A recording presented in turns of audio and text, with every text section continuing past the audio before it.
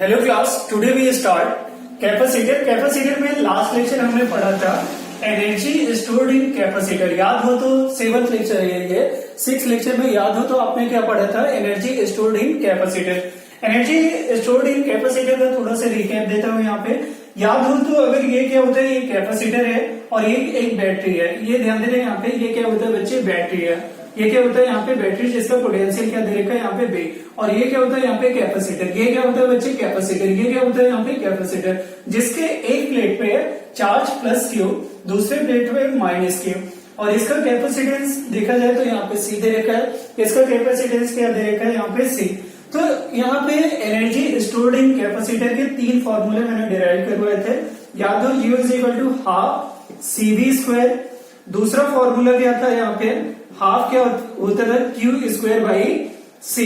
बात समझ आ रही है ना। और तीसरा फॉर्मूला याद हो, ये का एनर्जी स्टोर्ड इन कैपेसिटर का हाफ कितना आएगा यहाँ पे, Q इंटू बी। ये 3 फॉर्मूले, जो 3 के तीनों फॉर्मूले दे रखे हैं, ये किसके हैं यहाँ पे, तो energy stored in capacitor, energy stored in capacitor, energy stored in capacitor. ये चीज आपको लास्ट लेक्चर मैंने समझाया था। Where C is the capacitance of capacitor, C is the capacitance of capacitor, B क्या होता है, पोटेंशियल यहाँ पे of battery, potential of battery. और ध्यान देना यहाँ पे, ये अगर बैटरी Q चार्ज देगा एक प्लेट को, तो दूसरे प्लेट पर डेफिनेटली क्या आएगा यहाँ पे, माइनस Q। क्या आएगा यहाँ पे, माइनस Q। तो इसीलिए यहाँ पे जो energy stored in capacitor, you का मतलब ध्यान देना यहाँ पे, एनर्जी स्टोर्ड इन कैपेसिटर। बात समझ आ रहे हैं। इसके 3 फॉर्म दे रखे हैं, एक कैपेसिटेंस पोटेंशियल का फॉर्म, एक चार्ज और कैपेसिटेंस का फॉर्म, एक चार्ज और पोटेंशियल का फॉर्म। नेक्स्ट पॉइंट पे अपन बात करते हैं। यहाँ पे नेक्स्ट पॉइंट क्या दे रखा है यहाँ पे, ध्यान देना, एनर्जी स्टोर्ड इन कैपेसिटर में दूसरा पॉइंट अपना क्या होगा यहाँ पे, वर्क डन बाई बैटरी। बहुत सारे प्रॉब्लम आते हैं यहाँ पे, work done by battery, work done by battery. Battery कितना वर्क करेगा, ये तो एनर्जी कितना स्टोर हो रहा है कैपेसिटर पे, वो चीज हमने लिया है। बात समझ आ रही है ना।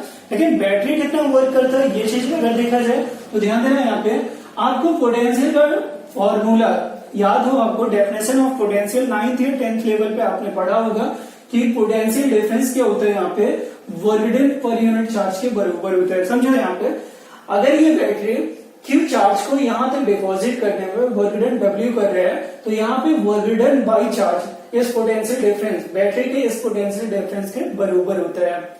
बैटरी के पोटेंशियल डिफरेंस के बराबर होता है, ये चीज हमेशा याद रखना।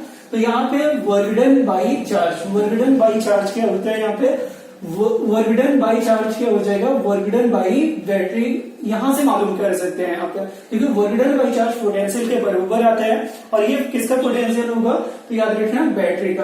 तो क्या यहाँ पे W is equal to Q B लिख सकते हैं, राइट। क्या लिख सकते हैं यहाँ पे, क्यू बी। और you know that Q is equal to, you know that यहाँ पे Q is equal to CB। क्या होता है, Q is equal to CB, क्योंकि एक फॉर्मूला तो ये आ रहा है वर्क डन का। अगर यहाँ पे Q की जगह पे CB रखोगे तो work done is equal to कितना आ जाएगा यहाँ पे, C into B into B, CV square. एक दूसरा फॉर्मूला, एक फॉर्मूला तो ये बचे रहा वर्क डन का, दूसरा फॉर्मूला ये रहेगा। और तीसरा फॉर्मूला वर्क डन का क्या पॉसिबल हो सकता है, तो याद रखना यहाँ पे W इज इक्वल टू क्या हो जाएगा यहाँ पे, Q square by C, Q square by C। अब Q स्क्वायर बाई C कहां से आएगा, Q स्क्वायर बाई C। बात समझ में आ रही है ना। अब Q स्क्वायर बाई C कैसे आएगा, तो ध्यान देना यहाँ पे, V की जगह पे देखो, यहाँ पे इस फॉर्मूले में समझना है। यहाँ पे मैं इस फॉर्मूले में क्या करता हूँ, V is equal to Q by C रख देता हूँ। V इज इक्वल टू क्या रखता हूँ यहाँ पे, Q बाई C। तो आप बताओ यहाँ पे इस फॉर्मूले में अगर B is equal to Q by C रखोगे, तो यहाँ पे B की जगह पे Q by C, Q into Q square by C आ जाएगा कि नहीं। इस तरीके से वर्क डन बाई बैटरी का फॉर्मूला तो ये रहेगा 3, ये रहेगा 3 फॉर्मूले। और दूसरा क्या होता है यहाँ पे, energy stored in capacitor. Energy stored in capacitor का बच्चे ध्यान देना यहाँ पे, half CV square, half Q square by C, half QB square, QB, half QB। इतनी चीजें हमें याद रखना है, हमें याद रखना है यहाँ पे, इतने फॉर्मूले रहेंगे। अब इन दोनों को रिलेट कर सकते हो क्या, यस, इन दोनों को रिलेट कर सकते हो क्या, हाँ। कैसे, देखो वर्क डन QB आ रहा है, इसमें क्या आ रहा है बच्चे, हाफ QB। देखो इसमें QB आ रहा है, इसमें हाफ QB आ रहा है। इसमें CV स्क्वायर, इसमें हाफ CV स्क्वायर। इसमें कितना आ रहा है यहाँ पे, Q स्क्वायर बाई C, इसमें क्या आ रहा है यहाँ पे, क्यू स्क्वायर बाई सी, लेकिन हाफ के साथ। कहने का मतलब क्या होता है, वर्क डन का हाफ जो होता है energy stored in capacitor, work done का जो हाफ होगा वो क्या होता है यहाँ पे, ये एनर्जी स्टोर्ड इन कैपेसिटर। आप समझो यहाँ पे बात को, अगर ये बैटरी क्यू चार्ज को डिपॉजिट करने के लिए, क्यू चार्ज को डिपॉजिट यहां से यहां तक बैटरी क्यू चार्ज को ले जाने के लिए वर्क डन कितना कर रहा है यहाँ पे डब्ल्यू, वर्क डन कितना कर रहा है बच्चे यहाँ पे डब्ल्यू। अगर डब्ल्यू वर्क करेगा तो याद रखना वर्क डन का हाफ पार्ट क्या होता है, इसमें इस कैपेसिटर में स्टोर हो जाता है। वर्क डन का हाफ पार्ट, वर्क डन का हाफ पार्ट क्या होगा, यहाँ पे कैपेसिटर पे स्टोर हो जाएगा। वर्क डन का हाफ पार्ट कैपेसिटर पे स्टोर होता है, और हाफ पार्ट क्या होता है यहाँ पे हीट एनर्जी के फॉर्म में, हाफ पार्ट क्या होगा हीट एनर्जी के फॉर्म में कन्वर्ट हो जाएगा, हाफ पार्ट क्या होगा हीट एनर्जी के फॉर्म में कन्वर्ट हो जाएगा। कहने का मतलब अगर ये 10 जूल वर्क कर रहा है बैटरी, तो 10 जूल में 5 जूल क्या होता है यहाँ पे कैपेसिटर में स्टोर होता है, और 5 जूल क्या होता है हीट एनर्जी के फॉर्म में रिलीज हो जाता है। तो याद रखना अपन ने यहाँ पे stored energy stored in capacitor का रिकैप, साथ साथ work done by battery, work done by battery क्या होते हैं, इन दोनों पॉइंट को हमने अच्छे से सीखा।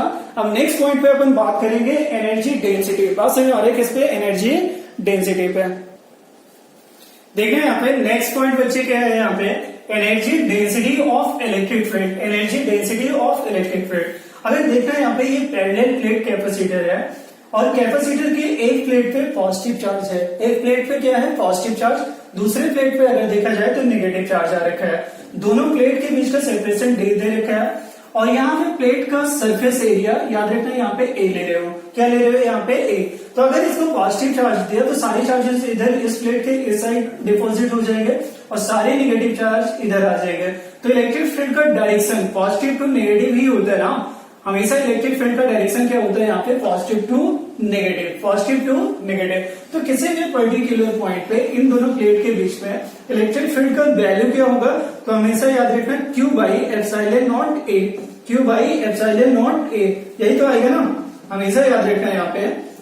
अगर देखा जाए electric field in side of the plate, parallel plate capacitor तो कितना आता है यहाँ पे चार्ज पर यूनिट क्या हो जाएगा यहाँ पे charge divided by epsilon not into क्या हो जाएगा यहाँ पे एरिया, इतना आएगा। अब हमें निकालना क्या है यहाँ पे एनर्जी डेंसिटी, मतलब एनर्जी पर यूनिट वॉल्यूम। कहने का मतलब इसमें एनर्जी पर यूनिट वॉल्यूम कितना स्टोर हो रहा है, क्योंकि एनर्जी तो इतने ही एरिया में स्टोर होता है ना, तो एनर्जी पर यूनिट वॉल्यूम क्या आ रहा है। तो ध्यान देना यहाँ पे सबसे पहले एनर्जी का फॉर्मूला सोचो, एनर्जी का फॉर्मूला क्या होता है, तो ध्यान देना यहाँ पे एनर्जी का अगर फॉर्मूला देखा जाए तो E इज इक्वल टू, मैंने समझाया था आपको, U is equal to, sorry U is equal to क्या होता है यहाँ पे हाफ, बात समझ में आ रही है ना, और ये क्या होता है क्यू स्क्वायर बाई सी, बात समझिए क्यू स्क्वायर बाई कितना हो जाएगा यहाँ पे C, Q square by C. You know that C is equal to, आपको पता है C is equal to epsilon not A by D होता है कि नहीं। पैरेलल प्लेट कैपेसिटर का अगर देखा जाए कैपेसिटेंस का वैल्यू तो कितना होता है यहाँ पे, तो ध्यान देना यहाँ पे epsilon not A by D लगे, तो ये वैल्यू यहाँ पे रख दो, ये वैल्यू यहाँ पे बच्चे रखते हो तो ये क्या आता है हाफ, Q के प्लेस पे कितना आ जाएगा, तो ध्यान देना Q स्क्वायर एक साइड कर लो, और यहाँ पे C के प्लेस पे कितना आ जाएगा, यहाँ पे C के प्लेस पे 1 by epsilon not A by कितना हो जाएगा यहाँ पे D, राइट ना, ये तो आ जाएगा। 1 बाई C को अलग कर लिया है, एक्चुअली ऐसे किया मैंने, हाफ Q स्क्वायर को अलग और 1 बाई C को अलग लिख दिया, तो ऐसे कर सकते हो, कोई फर्क तो पड़ता नहीं है, क्योंकि क्या होता है चार्ज स्क्वायर क्या है यहाँ पे न्यूमरेटर में। अब ध्यान देना ये D मल्टीप्लाई में आ रहा है बच्चे, तो ये कितना हो जाएगा हाफ, क्या होता है यहाँ पे Q square D divided by epsilon not A, right ना, यही तो हो जाएगा। अब मैं एक यहाँ पे कॉन्सेप्ट समझा रहा हूँ, आप इसमें इस फॉर्मूले में क्योंकि आपको एनर्जी पर यूनिट वॉल्यूम निकालना है, तो आपको किसी तरीके इसको वॉल्यूम का फॉर्म दिखाना पड़ेगा। क्या करो यहाँ पे इसी में इस जो यहाँ पे फॉर्मूला निकल के आ रहा है Q square by D upon epsilon naught ए, इसमें यहाँ पे एरिया से मल्टीप्लाई करो, एरिया से डिवाइड, कोई फर्क पड़ेगा क्या, एरिया से मल्टीप्लाई किया एरिया से डिवाइड, कोई फर्क पड़ रहा है क्या, नहीं है, तो कोई फर्क नहीं पड़ेगा, तो ये क्या हो जाएगा यहाँ पे हाफ, इधर क्या होता है यहाँ पे क्यू स्क्वायर और epsilon not area into area, area square हो जाएगा, और इधर डी इंटू एडी एक साथ कर लो। अब एडी समझना है यहाँ पे, एडी को एक साथ कर लिया तो इस कैपेसिटर का एरिया, ध्यान दे रहे हैं यहाँ पे कैपेसिटर का एरिया ए है, और यहाँ पे दोनों के बीच का सेपरेशन डी है, दोनों के बीच का सेपरेशन कितना दे रखा है यहाँ पे डी, और इसका एरिया कितना दे रखा है ए, तो इसका वॉल्यूम क्या होगा, तो याद रखना है यहाँ पे एरिया इंटू यहाँ पे सेपरेशन, यही तो वॉल्यूम होगा भाई, metre square into metre, metre cube, और यूनिट क्या होता है वॉल्यूम का, मीटर क्यूब, तो यहाँ पे डायमेंशन भी करेक्ट है, तो एरिया और सेपरेशन का मल्टीपल करोगे तो ये क्या होता है, यहाँ पे पूरी पार्ट का क्या होता है वॉल्यूम निकल आता है। तो इसलिए एडी का वैल्यू अगर देखा जाए, एडी का वैल्यू किसके बराबर हो जाएगा, यहाँ पे वॉल्यूम के, तो ये रिजल्ट किसके इक्वल आ जाएगा, यहाँ पे half Q square divided by epsilon naught A, और इधर क्या होता है यहाँ पे V, where V is the volume of capacitor, volume of capacitor. तो ध्यान देना यहाँ पे जो प्लेट दे रखा है यहाँ पे ये पूरा एरिया का वॉल्यूम हो जाता है।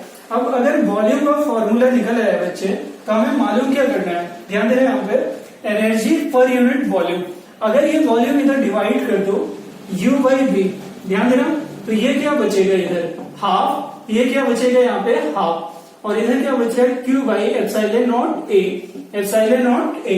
अब ध्यान देना इसको बोलते हैं एनर्जी, ये चीज स्मॉल u लिखा जाता है, समझ में आ रही ना, इसको हाफ क्यू स्क्वायर बाई क्या हो जाएगा एप्सिलॉन नॉट ए, बात समझ में।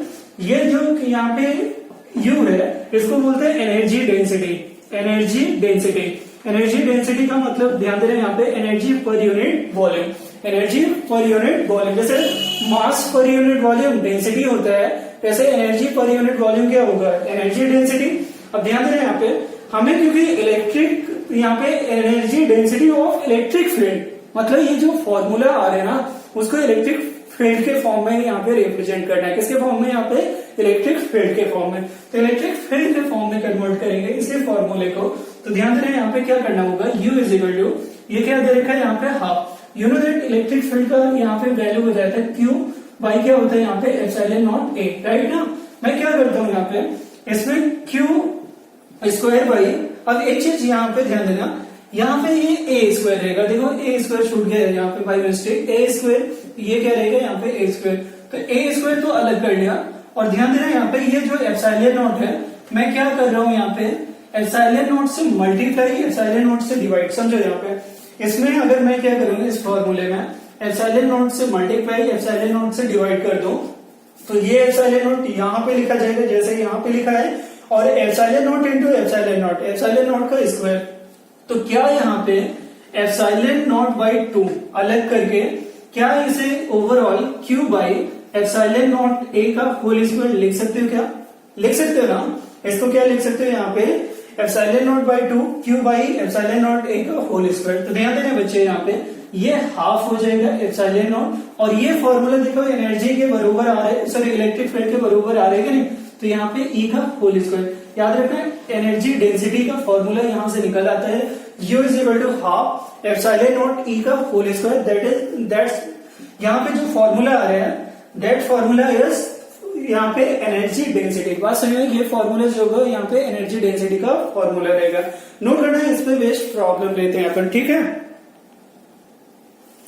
देखना बच्चे यहाँ पे problem based on energy density, problem based on energy density, ध्यान दे रहे हैं यहाँ पे the energy density in electric field created by a point charge falls off with the distance from the point charge as, चार option दे रखे हैं, समझो यहाँ पे देखो एनर्जी डेंसिटी का फॉर्मूला क्या निकल के आया था, तो यहाँ पे E इज इक्वल टू, ध्यान देना यहाँ पे sorry U is equal to क्या होगा यहाँ पे 1/2 एप्सिलॉन नॉट E स्क्वायर, और U का मतलब क्या समझाया था यहाँ पे energy per unit volume, energy per unit volume, बात समझ आ रहा है, यही तो था, U का मतलब क्या होगा यहाँ पे एनर्जी पर यूनिट वॉल्यूम।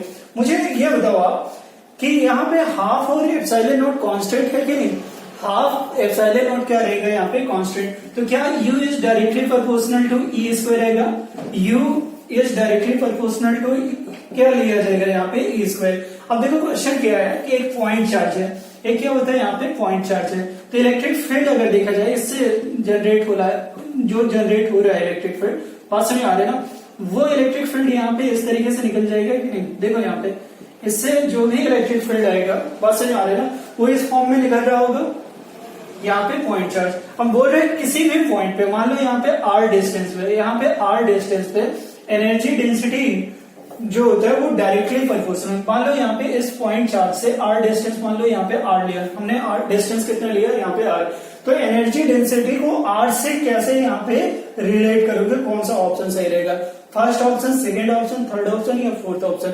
अब ध्यान देना यहाँ पे you know that energy density is directly proportional to यहाँ पे इलेक्ट्रिक फील्ड का स्क्वायर। और आप ये भी जानते हो कि किसी भी पॉइंट चार्ज क्यू के थ्रू यहाँ पे इलेक्ट्रिक फील्ड अगर निकालना हो, यहाँ पे इलेक्ट्रिक फील्ड निकालना हो आपको आर डिस्टेंस पे, तो आप इलेक्ट्रिक फील्ड का फॉर्मूला क्या लिखते हो, हाफ क्या, सॉरी ये क्या होता है यहाँ पे K Q by R square, right ना। एनर्जी का देखा जाए यहाँ पे इलेक्ट्रिक फील्ड का फॉर्मूला तो क्या होगा के क्यू बाई आर स्क्वायर, किसी भी पॉइंट चार्ज, ये क्या है बच्चे यहाँ पे पॉइंट चार्ज, ये क्या होता है यहाँ पे पॉइंट चार्ज। इस पॉइंट चार्ज के कारण आर डिस्टेंस पे इलेक्ट्रिक फील्ड का फॉर्मूला तो यही आएगा। तो क्या ये यहाँ पे चार्ज और ये के का वैल्यू अगर देखा जाए तो कांस्टेंट रहेगा, तो क्या electric field is directly proportional to R square आना चाहिए कि नहीं, electric field is directly proportional to R square. अगर ये आर है यहाँ पे तो ये चीज यहाँ पे रख दो, तो क्या यहाँ पे आर और यू को रिलेट कर सकते हो कि नहीं, क्योंकि यही तो बोल रहे energy density of electric field created by a point charge falls off with the distance from the point. कहने का मतलब जो एनर्जी डेंसिटी है यहाँ पे ये डिस्टेंस के साथ कैसे वेरी करेगा, तो यहाँ पे u और r का बेसिकली रिलेशन निकालना है। तो ध्यान देना ये जो यहाँ पे u is directly proportional to e square आ रहा था, यहीं पे ऐसे बोल सकते हैं यहाँ पे आर स्क्वायर e के प्लेस पे डायरेक्टली प्रोपोर्शनल का और हो जाएगा होल स्क्वायर, क्योंकि यहाँ पे स्क्वायर लगा है। तो e is directly proportional to 1 by r to the power 4। D option is right option, D option is right option. ध्यान देना यहाँ पे बहुत सारे बच्चे मिस्टेक कर देते हैं, क्या करते हैं 1 बाई आर स्क्वायर, उनको इलेक्ट्रिक फील्ड का मालूम होता है कि इलेक्ट्रिक फील्ड इस तरीके से वेरी करेगा, लेकिन यहाँ पे एनर्जी डेंसिटी